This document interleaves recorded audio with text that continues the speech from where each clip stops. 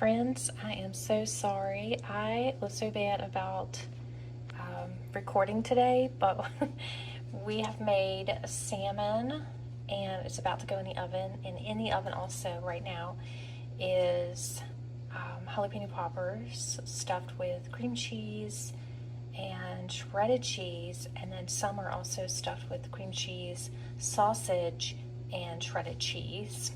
And they're just very simple to make. I thought I'd do this for the hashtag crockpot casserole collab today that Lois and I host, and I'll have Lois's channel linked down below so you can go over and check her out. Since they're all in casserole dishes, I figured I'd go ahead and quickly just tell you guys on the salmon. We used up the rest of the salmon seasoning from Trader Joe's and didn't have a lot, so we did add the everything but the bagel seasoning to it as well. It makes for a really yummy seasoned salmon.